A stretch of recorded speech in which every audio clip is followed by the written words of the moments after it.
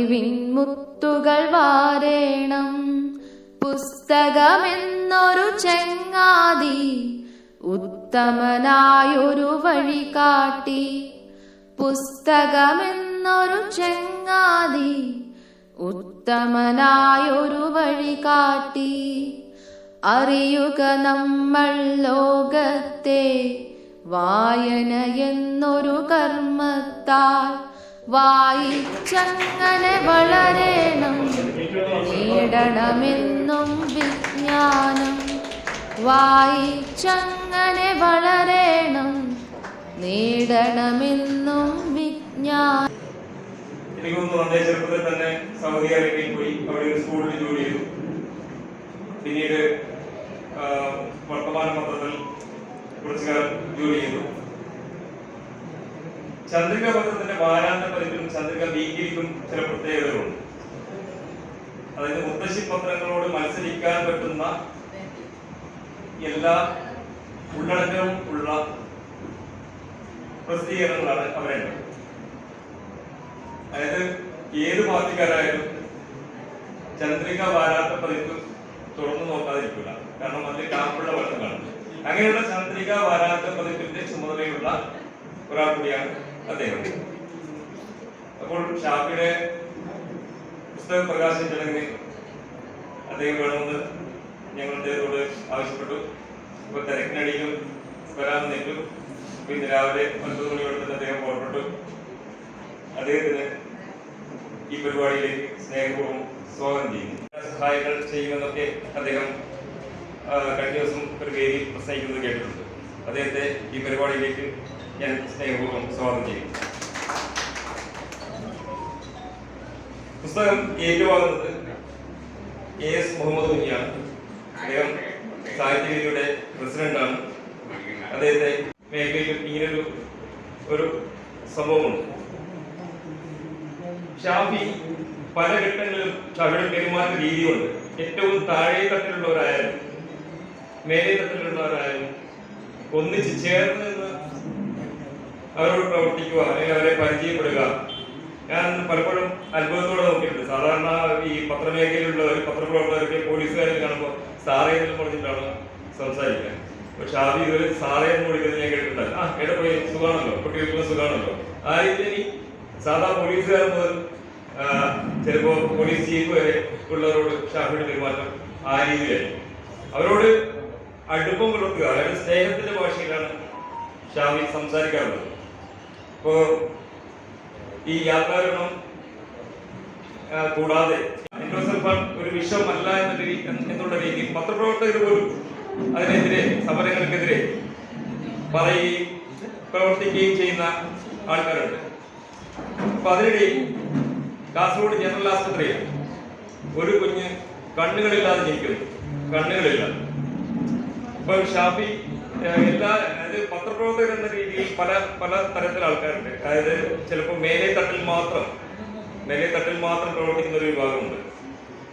ഞാൻ നേരത്തെ പറഞ്ഞൊരു വരേണ്ടിയത് എല്ലാ വിഭാഗങ്ങളിലും ഉണ്ട്. അതായത് പത്രപ്രവർത്തകർക്കിടയിലുണ്ട്.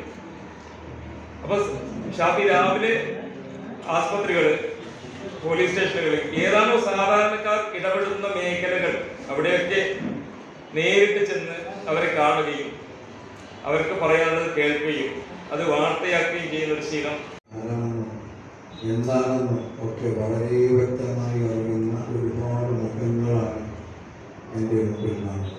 അതുകൊണ്ട് ഷാഫിയെ കുറിച്ച് നിങ്ങൾ കൂടുതൽ പറയുക എന്ന് വെച്ചാൽ അത് അധിക പ്രസംഗമായിരുന്നു. നമ്മുടെ ഷാഫി നേരത്തെ സ്വാഗത പ്രസംഗത്തിൽ സന്തോഷം സൂചിപ്പിച്ചതുപോലെ ഒരുപാട് കാര്യങ്ങളിൽ വ്യത്യസ്തനായി നിൽക്കുന്നവരാണ്. അതുപോലെ തന്നെ ഒരുപാട് ആളുകളായിട്ട് വളരെയധികം ബന്ധം പുലർത്തുന്ന ഒരാളാണ് നമ്മുടെ ഷാഫി എന്ന് പറയുന്നത്. ആ സിനിമയും ബന്ധപ്പെട്ട് ഒരുപാട് കാര്യങ്ങൾ 25 വർഷങ്ങൾക്ക് മുമ്പ് ഏതോ ഒരു ആൽബത്തിൻ്റെ ഉദ്ഘാടന കർമ്മവും നമ്മുടെ തളങ്കര പടിഞ്ഞാറ് വെച്ച്, തളങ്കര പടിഞ്ഞാറ് പാർക്ക്, അന്ന് പാർക്ക് തന്നെ ആയിട്ടില്ല, ആ സ്ഥലത്ത് വെച്ച്, നമ്മുടെ ആർബറിൻ്റെ പഴയ ആർബറിൻ്റെ സ്ഥലത്ത് വെച്ച് അതിൻ്റെ ഒരു ഉദ്ഘാടന കർമ്മം നിർവഹിക്കാൻ എനിക്ക് സാധിച്ചിട്ടുണ്ട്. പക്ഷേ 20-30 വർഷമായി കാണും. എത്ര വർഷങ്ങൾ ഇപ്പോൾ ഒരുപാട് പരിചയമുള്ള ഇത് കലയുമായിട്ട് എഴുത്തുമായിട്ട് അതുപോലെ തന്നെ പത്രപ്രവർത്തകരുമായിട്ട് എല്ലാം മെയിൻറ്റെയിൻ ചെയ്ത് നല്ല രീതിയിൽ ഇപ്പോൾ മക്ക മദീന നേരത്തെ സൂചിപ്പിച്ചതുപോലെ മക്ക മദീന എന്നുള്ള പുസ്തകങ്ങളൊക്കെ കുറേ ആൾക്കാർ എഴുതിയിട്ടുണ്ട്. ഇതും എനിക്ക് തോന്നുന്നത് ഏകദേശം ഒരു 10-14 വർഷമാണെന്ന് തോന്നുന്നത്. അതിനാലാണ് ഷാഫി മക്കയും മദീനയുമായി ബന്ധപ്പെട്ട് ആ സ്ഥലങ്ങൾ സന്ദർശിക്കാൻ അദ്ദേഹത്തിന് കഴിഞ്ഞത്. ഇപ്പോൾ അന്ന് തൊട്ടേ ആഗ്രഹമുണ്ടായതാണ് ഒരു പുസ്തകം ഇങ്ങനെ പ്രകാശിപ്പിച്ച് എഴുതണം. അതൊരു നാട്ടിലെ അല്ലെങ്കിൽ എൻ്റെ അനുഭവങ്ങൾ എന്താണെന്ന് ആ കാലഘട്ടത്തിലുണ്ടായ അനുഭവങ്ങൾ, ആ അനുഭവങ്ങൾ ജനങ്ങളിലേക്ക് എത്തിക്കണം. അവിടെ പോകുന്ന ആൾക്കത് ഉപകാരപ്രദമാവണം എന്നുള്ള ഒരു ആലോചനത്തിൻ്റെ ഭാഗമായിട്ട് അത് അന്ന് തന്നെ പ്രസിദ്ധീകരിക്കേണ്ടതായിരുന്നു. മറ്റുള്ള സാംസ്കാരിക മേഖലയിലൊക്കെ മുമ്പതിയിൽ നിന്ന് പറഞ്ഞ് ഒരുപാട് എഴുത്തുകാരുണ്ടാകുന്ന ഈ നമ്മുടെ കേരളത്തിൽ നടന്നുകൊണ്ടിരിക്കുന്ന കാര്യങ്ങൾ നമ്മൾ മനസ്സിലാക്കി കഴിഞ്ഞാൽ ഇത് വല്ലാത്ത വേദനകൾ ഉണ്ടാക്കുന്ന കാര്യങ്ങളാണ് മനസ്സിലാക്കുന്നത്. ഒരു 23-കാരനായ ഒരു പയ്യൻ നമ്മുടെ സമൂഹത്തിൻ്റെ നമ്മുടെ നാടിൻ്റെ വേറെ എവിടെയില്ല, നമ്മുടെ വേറെ സംസ്ഥാനത്തു നിന്ന് കേൾക്കുന്നതല്ല, വേറെ രാജ്യത്തു നിന്ന് കേൾക്കുന്നതല്ല, നമ്മുടെ സ്വന്തം നാട് എന്ന് പറയുന്ന കേരളത്തിൽ നിന്ന് കേൾക്കുന്ന ആ കാര്യങ്ങൾ നമ്മുടെ മനസ്സിലിങ്ങനെ നമ്മളെ വിളിക്കുകയാണ് നമ്മൾ ചെയ്യുന്നത്. മനസ്സിലിങ്ങനെ ഒരുപാട് നമ്മൾ വേദനിപ്പിക്കുകയാണ് ചെയ്യുന്നത്. അല്ലെ 5 പേരെ കൊണ്ടുണ്ട് എന്തിൻ്റെ കാര്യം നമ്മൾക്ക് ഒരുപാട് എഴുത്തുകളായിരുന്നു. അതുപോലെ ഒരുപാട് വിദ്യാഭ്യാസമുള്ള ഈ മേഖലയിൽ നമ്മൾ ഇനി ഉണർന്നേ പറ്റുകയുള്ളൂ. ഇതിനെതിരായിട്ട് എൻ്റെ വീട്ടിലില്ല, എൻ്റെ നാട്ടിലില്ല എന്ന് കരുതുന്നതിനപ്പുറം നമ്മുടെ വീട്ടിലും നമ്മുടെ നാട്ടിലും ഇത് വരാൻ സാധ്യതയുണ്ട് എന്ന് മനസ്സിലാക്കി ആ രീതിയിൽ നമുക്ക് അതുമായി ബന്ധപ്പെട്ട പ്രവർത്തനങ്ങൾ കടന്നില്ല എങ്കിൽ ഇനിയും ഒരുപാട് ആപത്താവാൻ സാധ്യതയുണ്ട്. അത് തീർച്ചയായിട്ടും നമ്മൾ മാറ്റിയെടുക്കേണ്ടതായിരിക്കണം. ആ മാറ്റങ്ങൾ നമുക്ക് ഉണ്ടാക്കിയെടുക്കണമെങ്കിൽ തുടിക ശരിക്കും നമ്മുടെ നാട്ടിൽ അതുമായി ബന്ധപ്പെട്ടുള്ള പ്രവർത്തനങ്ങൾ നടത്തേ തീരും. അതിനുള്ള സാംസ്കാരിക പരിപാടികളൊക്കെ ആയിരിക്കണം ഇനി നമ്മൾ അങ്ങോട്ടേക്ക് ചെയ്യുന്നത്. നമ്മുടെ ഇനി ഇങ്ങനെയുള്ള അറുംപലയ്ക്ക് നമുക്ക് ഉത്തരവാദിയാവാൻ പാടില്ല, നമ്മൾ കാണാൻ പാടില്ല, നമ്മൾ കേൾപ്പിക്കാൻ പാടില്ല എന്ന ഉത്തരവാദിത്വത്തോടു കൂടിയുള്ള പ്രവർത്തനം നമ്മൾ ഏറ്റെടുക്കേണ്ട സമയം നമുക്ക് അതിക്രമിച്ചിരിക്കുകയാണ്. അതുകൊണ്ട് തന്നെ നമ്മുടെ എല്ലാവരും നമ്മുടെ നാട്ടിലുള്ള എല്ലാ ആളുകളും അതുമായി ബന്ധപ്പെട്ട് പ്രവർത്തിക്കും. നമ്മുടെ കുട്ടികളൊക്കെ ചൂഷണം ചെയ്യാൻ ഇപ്പോൾ പറ്റുന്നുണ്ട്. ഇന്ന് പഴയ കാലങ്ങളിലെ പോലെ അല്ല, ഒരുപാട് വ്യത്യാസമാണ്. ഈ ലഹരികൾക്കൊക്കെ ഒരുപാട് വ്യത്യാസങ്ങൾ വന്ന ഒരു കാലഘട്ടമാണ് ഇപ്പോൾ നടന്നുകൊണ്ടിരിക്കുന്നത്. മുൻകാലങ്ങളിലൊക്കെ കണ്ടുപിടിച്ച് വീട്ടിലേക്ക് എത്തിക്കഴിഞ്ഞാൽ വീട്ടിലുള്ള ആൾക്കാർക്ക് അറിയാം. ഇപ്പം അതല്ല, ഇപ്പം ഒന്നും വേണ്ട, ഒരു സാധനവും വേണ്ട, കുപ്പിയും വേണ്ട, ഗ്ലാസും വേണ്ട, ഒന്നും വേണ്ട. ചെറിയൊരു കാര്യം അത് ഗ്രാമമല്ല, അതിൻ്റെതായ ഗ്രാമിലേക്ക് എത്ര താഴെയുണ്ട്. ആ ഗ്രാമിൻ്റെ ഒരു സാധനം എവിടെ വെക്കാൻ പറ്റും? നഗരത്തിനിടയിൽ വെക്കാം, മറ്റുള്ള സ്ഥലത്ത് പോക്കറ്റിലൊക്കെ വേറെ സ്ഥലത്ത് വെക്കാം, പുസ്തകത്തിൽ വെക്കാം, എല്ലാം വെക്കാൻ പറ്റുന്ന ആ സംവിധാനം ഇന്ന് നമ്മുടെ കുട്ടികളെ കാണുന്ന ഒരു വിപത്താരമായിട്ടാണ് ഇതൊക്കെ നടന്നുകൊണ്ട് വരുന്നത്. അപ്പോൾ എല്ലാ ജീവികളോടും നമ്മൾ സ്നേഹം കാണിക്കണമെന്ന് പഴയ കാലങ്ങളിൽ നിന്നും പറഞ്ഞതിനപ്പുറം നമ്മൾ ഇപ്പോഴും ഒരുപാട് മാറിക്കൊണ്ടിരിക്കുകയാണ്. ഇന്ന് നമ്മൾ പത്രങ്ങൾ നോക്കിക്കഴിഞ്ഞാൽ പത്രത്തിൽ എപ്പോഴും കാണാം നായി കടിച്ചു, പിന്നെ അതിന് പ്രതിരോധമൊന്നുമില്ല, അല്ലെങ്കിൽ അതിനെ കൊല്ലുവാനുള്ള സംവിധാനമൊന്നുമില്ല എന്ന് നമ്മുടെ നാവിൻ്റെ ഒരു ആതിഥ്യ മര്യാദയും അനുഭവിച്ച ഒരു ക്യാമ്പായിരുന്നു ഉപാസിക സംഘടിപ്പിച്ച ക്യാമ്പ്. അതിലുപരി കാസർഗോഡ് ഒരുപാട് സുഹൃത്തുക്കളുണ്ട്, എഴുത്തുകാരായിട്ടുള്ള സുഹൃത്തുക്കളുണ്ട്. നമ്മളെ സുബൈദ എന്ന പേരിൽ എഴുതിയിരുന്ന അബൂക്കടക്കം ഒരുപാട് സുഹൃത്തുക്കൾ കാസർഗോഡുണ്ട്. ഇവിടെ ഇരിക്കുന്നവരിൽ തന്നെ പലരും പല നിലക്ക് മുൻപറ്റിയുള്ള ആളുകളാണ്, സൗഹൃദമുള്ള ആളുകളാണ്. കാസർഗോഡേക്ക് വരുമ്പോൾ എനിക്ക് ഒരു അന്യദേശത്തേക്ക് വരുന്നത് പോലുള്ളൊരു പ്രശ്നം ഇല്ല. ഒരു പരിചയമുള്ള സ്ഥലത്തേക്ക് വരുന്നത് പോലെയാണ് ഇങ്ങോട്ട് വരുമ്പോൾ എനിക്ക് അനുഭവപ്പെട്ടത്. എന്നോട് ഈ പുസ്തക പ്രകാശനത്തിന് വേണ്ടിയിട്ട് വിളിക്കുന്ന സമയത്ത് ഇതിൽ വരാൻ വേണ്ടി എന്നെ പ്രചോദിപ്പിച്ച പുസ്തകം പ്രസിദ്ധീകരിച്ചിരിക്കുന്നത് ഉപാസികയാണ് എന്നുള്ളതാണ്. രണ്ടാമത് ഈ പുസ്തകം എഴുതിയിരിക്കുന്നത് ഷാഫി തെരുവത്ത് എന്ന് പറയുന്ന ഒരു നല്ല മനുഷ്യനാണ്. അദ്ദേഹത്തെ ഞാൻ നേരിട്ട് പരിചയമല്ല, പക്ഷെ അദ്ദേഹത്തിന്റെ പേര് കേട്ടപ്പോൾ എനിക്ക് അദ്ദേഹത്തെ മനസ്സിലായി. കാരണം എൻഡോസൾഫാൻ വിഷയവുമായി ബന്ധപ്പെടുത്തി ഉള്ള വായനകളിലും ഇടപെടലിലും ഒക്കെ പലപ്പോഴും കേട്ടിട്ടുള്ള ഒരു പേരാണ് ഷാഫി തെരുവത്ത് എന്നുള്ളത്. ഞാൻ ഈ പരിപാടിയുടെ പോസ്റ്റർ ഷെയർ ചെയ്ത് കഴിഞ്ഞപ്പോൾ ഇതൊരു സുഹൃത്ത്, ഒരു അധ്യാപകൻ, കോളേജ് അധ്യാപകനാണ്. അദ്ദേഹം എന്നോട് ചോദിച്ചത്, ഈ ഷാഫി തിരുവത്ത് എന്ന് പറയുന്നത് നമ്മളെ എൻഡോസൾഫാനുമായി ബന്ധപ്പെട്ട ഫോട്ടോ എടുത്താണല്ലേ. അപ്പോ കോളേജില് അദ്ദേഹത്തിന് റാമാമാശയെ കുറിച്ച് പഠിപ്പിക്കാനും എൻഡോസൾഫാനുമായി ബന്ധപ്പെട്ട് അദ്ദേഹം നടത്തിയ ഇടപെടലുകൾ ക്ലാസ് എടുക്കുന്ന കൂട്ടത്തിൽ കുട്ടികൾക്ക് പഠിപ്പിച്ചു കൊടുക്കാൻ സാധിക്കുന്നത്. ഷാഫി തിരുവത്തെടുത്ത ഫോട്ടോയെ കുറിച്ച് നമ്മുടെ കോളേജിൽ ചർച്ച ചെയ്യുന്നുണ്ട്. അപ്പൊ അധ്യാപകൻ വളരെ സന്തോഷത്തോടുകൂടി എന്നോട് ചോദിച്ചതാണ്, ഓരോ യാത്രയും പല അനുഭവങ്ങളായിരിക്കും നമുക്ക്. നമുക്ക് അനുഭവമുണ്ടോ? അപ്പൊ ഞങ്ങളുടെ നാട്ടിൽ നമുക്ക് ഏറ്റവും എളുപ്പം പോകാൻ പറ്റിയ സ്ഥലം എന്ന് പറയുന്നത് ഊട്ടിയാണ്. ഒറ്റ ദിവസം കൊണ്ട് പോയി വരാൻ പറ്റിയ സ്ഥലം. അപ്പൊ അതുകൊണ്ട് എങ്ങനെ പെട്ടെന്നൊരു ടൂർ സംഘടിപ്പിക്കാണെങ്കിൽ എല്ലാവരും ഊട്ടിയിലേക്ക് പോകും. ഒരു ഊട്ടിയിലേക്ക് 4-5 പ്രാവശ്യം പോകാത്ത ആളുകൾ ഉണ്ടാവില്ല. പക്ഷെ എന്നാൽ ഈ ഒരു യാത്രയുടെ ചർച്ച വരുമ്പോ ഒരു ദിവസം പോയി വരാൻ പറ്റിയ സ്ഥലം എന്ന് പറയുമ്പോൾ ഊട്ടിയിലേക്ക് തന്നെയില്ല.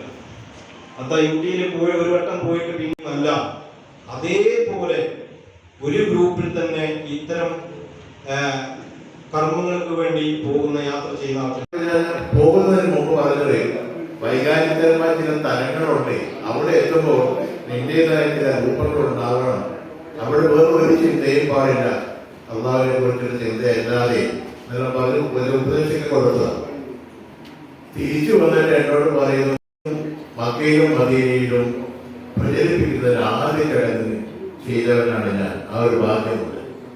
അവിടെ എനിക്കുണ്ടായിരുന്ന റൂമ്, നിങ്ങൾക്ക് ഹജ്ജ് പോകാൻ വേണ്ടി പോകുമ്പോൾ ഡ്രസ്സ് മാറുന്ന ഒരു സ്ഥലമുണ്ട്. മറ്റു ഡ്രസ്സൊക്കെ മാറ്റി വെച്ചിട്ടുണ്ട്, കൊടുത്തത് മാത്രമുണ്ട്. അതിൻ്റെ അടുത്താണ് ഞങ്ങൾക്കൊരു റൂമ്. ഐസ്ക്രീമിനുള്ള കോൾഡ് സ്റ്റോറും അവിടെ തന്നെയായിരുന്നു. മാർക്കറ്റിംഗ് തുടങ്ങി കുറച്ച് കഴിഞ്ഞപ്പോഴാണ് അറിയുന്നത് ഇത് ആരും കഴിക്കണ്ടേ.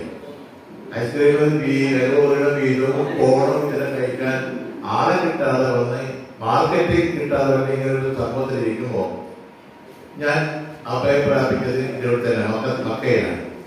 മക്കയുടെ അടുത്ത് സ്കെലിച്ച് ഞാൻ പുറത്തിറങ്ങുന്ന സമയത്ത് ഐസ്ക്രീമിന്റെ ബോക്സുകൾ ഇവിടെ വെച്ചിട്ട് ആദ്യം എന്നെ വന്നു. അവസാനം ഒരു 1-2 മാസം കഴിഞ്ഞപ്പോ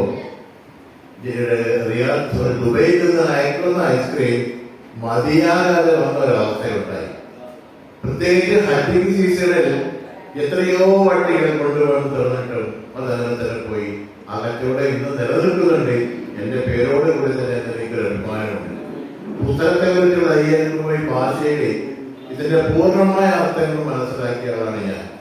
ഇതിലെ നമ്മുടെ PH അങ്ങനെ ജീവിതത്തിൽ ഒരുപാട് അനുഭവങ്ങൾ നമ്മളിലേക്ക് തന്നുകൊണ്ട് അങ്ങനെ ഒരുപാട് ഗ്രന്ഥങ്ങളിൽ പറക്കുവാനും ആ ഗ്രന്ഥങ്ങളിലേക്ക് നമ്മുടെ നല്ല ബന്ധങ്ങൾ ഉറപ്പിക്കാനുള്ള ശക്തി ഉണ്ടാവട്ടെ എന്ന് പ്രാർത്ഥിക്കുകയാണ്.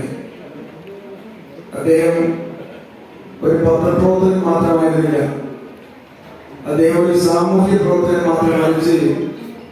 ഞാൻ മനസ്സിലാക്കിയിട്ട് ഏറ്റവും നല്ല ഒരു മനുഷ്യ സ്നേഹിയായിരുന്നു നമ്മുടെ ഷാഫി തിരുവത്തെന്നും ഷാഫി നെല്ലിക്കുന്ന് പറയുന്ന നമ്മുടെ ഷാഫി. തീർച്ചയായിട്ടും അദ്ദേഹത്തിന്റെ യാത്രാനുഭവങ്ങൾ അദ്ദേഹം ഒരു പുസ്തക രൂപത്തിൽ നമ്മുടെ മുമ്പിലേക്ക് തരുമ്പോഴും അദ്ദേഹം ഒരുപാട് നന്മ പറഞ്ഞ ഒരുപാട് സന്ദേശങ്ങൾ നമ്മൾ അതിനകത്ത് കാണാൻ സാധിക്കും. നമ്മുടെ ബഹുമാനപ്പെട്ട ഇതിന്റെ പ്രകാശനം വഹിച്ച മുഖ്താറും അദ്ദേഹത്തിന്റെ സംസാരത്തിലൂടെ ഏകദേശം നീണ്ടുന്നത് ആ ഗ്രന്ഥത്തിന്റെ ആധ്യാത്മികങ്ങളിലൂടെ ഉണ്ടായിരുന്ന ഒരുപാട് വരികളിൽ അദ്ദേഹം നമ്മളിൽ സന്നിവേശിച്ചെടുക്കാൻ പോകുന്ന ഒരുപാട് കാര്യങ്ങളെ കുറിച്ച് പ്രതിപാദിക്കുകയുണ്ടായി.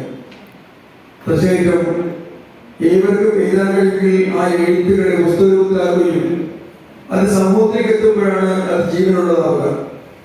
അത്തരം ജീവനുകളാണ് നമ്മുടെ സാമൂഹ്യ രംഗത്ത് മനുഷ്യർക്കിടയിൽ സൗഹാർദ്ദവും സ്നേഹവും ഒക്കെ ഊട്ടിയുറപ്പിക്കുന്ന രീതിയിലുള്ള വലിയൊരു സന്ദേശം കിട്ടാൻ സാധിക്കും. തീർച്ചയായിട്ടും നമ്മുടെ ഷാഫി തിരുവത്തിന്റെ പുസ്തകം ഇത് ആദ്യ പുസ്തകമാണെങ്കിലും ഇനിയുള്ള അദ്ദേഹത്തിന്റെ ജീവിതകാലങ്ങളിൽ അദ്ദേഹത്തിന്റെ യാത്രകൾ നമുക്ക് എല്ലാവരും യാത്ര പോകുന്നവരാണ്. ഖുർആനിൽ പോലും നമ്മുടെ സുൽത്താൻ പറഞ്ഞത് നിങ്ങൾ ലോകം ചുറ്റണം. ലോകത്തെ ചുറ്റിക്കറങ്ങിയാൽ മാത്രമേ എന്താണ് എന്നും നമ്മുടെ സൃഷ്ടാവിനെ കുറിച്ച് വ്യക്തമായ ബോധം നമ്മുടെ മനസ്സിലേക്ക് വേണമെങ്കിൽ നമ്മൾ ലോകം ചുറ്റണം. ലോകത്തിലുള്ള ദൃഷ്ടാന്തങ്ങൾ പലപ്പോഴും എല്ലാവർക്കും അങ്ങനെ ലോകം ചുറ്റാൻ സാധിക്കുന്നില്ല എങ്കിലും ലോകം ചുറ്റ സഞ്ചാരികളൊക്കെ അവരെ ആ സഞ്ചാരങ്ങളിലൂടെ സഞ്ചാര സാഹിത്യകാരന്മാരെ അവരെ യാത്രാക്രമങ്ങൾ വിധിക്കുമ്പോൾ തീർച്ചയായും നമുക്കൊക്കെ ആ നാട്ടിലേക്ക് വന്നുപോയി. ഒരു പുസ്തകം പ്രകാശനത്തിൽ വളരെയധികം ഞാൻ സന്തോഷിക്കുകയാണ്. ഇനിയും കൂടുതൽ ഉയരത്തിലെത്താൻ എൻ്റെ പ്രിയ സുഹൃത്തിന് കഴിയട്ടെ എന്ന് ആഗ്രഹിച്ചുകൊണ്ട് പ്രാർത്ഥിച്ചുകൊണ്ട് വിട പറഞ്ഞു. ആളുകളിൽ എത്താനുമൊക്കെ ഇടനിലക്കാരുടെ ആവശ്യമില്ലാത്ത കുറെ കൂടി തുറന്ന ഒരു സ്ഥലത്താണ് നമ്മളൊക്കെ ജീവിക്കുന്നത്. എന്നാൽ എല്ലാവരും എഴുതുന്നുണ്ടോ? എഴുത്തറിയുന്ന എല്ലാവരും എഴുതുന്നില്ല എന്ന കാര്യം കൂടി നമ്മൾ ഓർമ്മിക്കണം. ഇവിടെ കൂടിയ മനുഷ്യർ ഭൂരിഭാഗം ആൾക്കാർ ഒരുപാട് യാത്ര ചെയ്ത ആളുകളാണ്. ജോലി ചെയ്യാനായി, വിനോദ സഞ്ചാരത്തിന്റെ ഭാഗമായി ഒക്കെ നിരവധി യാത്ര ചെയ്ത മനുഷ്യരാണ് ഇവിടെ കൂടിയ ആളുകൾ. പക്ഷെ അവരൊന്നും ഒരു യാത്രാവിവരണ ഗ്രന്ഥം എഴുതുന്നില്ല. എന്തുകൊണ്ടാണ് യാത്രയെ അവർ എഴുതാൻ തീരുമാനിക്കുന്നത്? കണ്ട സ്ഥലങ്ങളെയല്ല, പോയ യാത്രയെയാണ് അവർ എഴുതുന്നത്. ഒരു സ്ഥലത്തെക്കുറിച്ച് എഴുതാൻ കേവലമായ ഭൂവിജ്ഞാനം മാത്രം മതി. അല്ലെങ്കിൽ ഗൂഗിളിൽ തപ്പിയാൽ ആ നാടിനെ കുറിച്ചുള്ള വിവരങ്ങളെല്ലാം കഴിഞ്ഞ് ഒരു അരമണിക്കൂർ കഴിഞ്ഞ് എനിക്ക് ഈ പുസ്തകത്തിൽ പറയാൻ ഒരു കാര്യം വിട്ടുപോയിട്ടുണ്ട്. അത് കൂടി ഞാൻ പറഞ്ഞുകൊണ്ട് അവസാനിപ്പിക്കുന്നു. ഈ ഉംറ ചെയ്യുന്നതിന് ഇടയിൽ തന്നെ എൻ്റെ ഭാര്യക്കൊപ്പമാണ് ഞാൻ ഉംറ ചെയ്തത്. ഒരു മഗ്‌രിബ് നിസ്കാരത്തിനിടയിൽ, സന്ധ്യാസമയ നമസ്കാരമാണ് മഗ്‌രിബ് നിസ്കാരം. ആ നിസ്കാരത്തിനിടയിൽ ഹറമിനടുത്ത് വെച്ച് സ്ത്രീകളോട്, ഞാൻ ഭാര്യയോട് ഒന്നിച്ച് പോയി നിസ്കരിക്കുന്ന സമയത്ത് സ്ത്രീകൾ പ്രത്യേക സ്ഥലമുണ്ട്.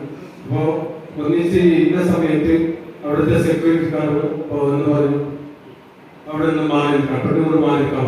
അപ്പോൾ ഞാൻ സന്തോഷം കൊടുത്ത മറുപടി, ഈ കസേര നിറയും, സംശയം വേണ്ട. 3 മണിയല്ല, ഇനി എത്ര നട്ടുച്ചയായാലും ഷാഫിയുടെ പരിപാടിക്ക് ആളുണ്ടാവും എന്നുള്ളതിന്റെ തെളിവായിരുന്നു അത്. ഏതായാലും മക്കയും മദീനയും നമ്മൾ കണ്ടവരാണെങ്കിലും ഷാഫിയുടെ വരിയിലൂടെയുള്ള മക്കയും മദീനയും കാണാൻ നമുക്ക് ഈ പുസ്തകം ഒന്ന് വാങ്ങി വായിക്കണം. നമ്മളിവിടെ വന്നവരൊന്നും ചെയ്യേണ്ട ഒരു കാര്യം, ഉപാസിക ഇത് പ്രസംഗിച്ചിട്ടുണ്ടെങ്കിലും ഈ പുസ്തകം നമ്മുടെ ഷാഫിയുടേതാണെന്നുള്ളത് ഒരു ഓർമ്മയിൽ ഒരു പുസ്തകമെങ്കിലും വാങ്ങി 550D ക്വാളിറ്റി TMT സ്റ്റീൽ ബാറായ മിനാർ TMT സ്റ്റീൽ ബാർ ഉപയോഗിച്ചാൽ പിന്നെ ഏത് ആകാശം മുട്ടുന്ന ബിൽഡിംഗും കരുത്തോടെ കാലങ്ങളോളം നിലനിൽക്കും. വിശ്വാസത്തിന്റെ കാതൽ, കരുത്തിന്റെ കാവൽ.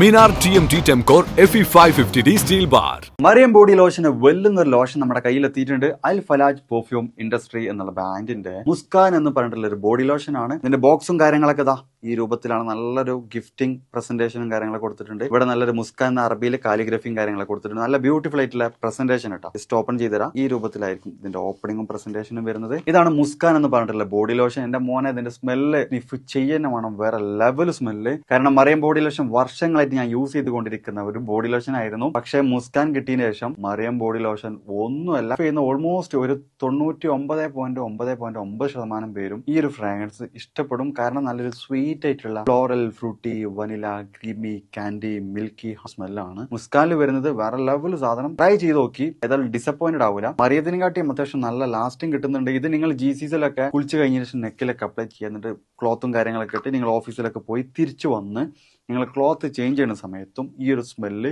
GCസിൽ ഫീഡ്ബാക്ക് കിട്ടിയിട്ടുണ്ടെന്ന് അവർ പറഞ്ഞിട്ടുണ്ട്. പിന്നെ അവർ മെയിനായിട്ട് ചെയ്യുന്നത് ഹോൾസെയിലാണ്. ആർക്കെങ്കിലും ബൾക്കായിട്ട് ഹോൾസെയിൽ വേണമെന്നുണ്ടെങ്കിൽ താഴെ കൊടുത്ത് നമ്മളെ കോൺടാക്ട് ചെയ്തോളി. അവർ കാര്യങ്ങളൊക്കെ അറേഞ്ച് ചെയ്യും. ഇനി നാട്ടിലോട്ട് ആർക്കെങ്കിലും ഹോൾസെയിലായിട്ട് വേണമെന്നുണ്ടെങ്കിൽ അതിനെ അവരെ കോൺടാക്ട് ചെയ്തോളി. പിന്നെ പെർഫ്യൂം ഒക്കെ ആർക്കെങ്കിലും മാനുഫാക്ചർ ചെയ്യണമെന്നുണ്ടെങ്കിൽ, അതുപോലെ പ്രൈവറ്റ് ലാബിലും കാര്യങ്ങളൊക്കെ ചെയ്യണമെന്നുണ്ടെങ്കിൽ ഇവരെ കോൺടാക്ട് ചെയ്യുക. ഏതായാലും താഴെ ഡിസ്ക്രിപ്ഷനിൽ അവരുടെ കംപ്ലീറ്റ് ഡീറ്റെയിൽസ് ഞാൻ കൊടുക്കുന്നുണ്ട്. ഈ സാധനങ്ങൾ ഓർഡർ ചെയ്തോളി. ഓൾ ഓവർ UAE അവരുടെ ഡെലിവറിയും കാര്യങ്ങളൊക്കെ ചെയ്തിട്ടുണ്ട്. City Gold, Gold and Diamonds, Kerala and Karnataka.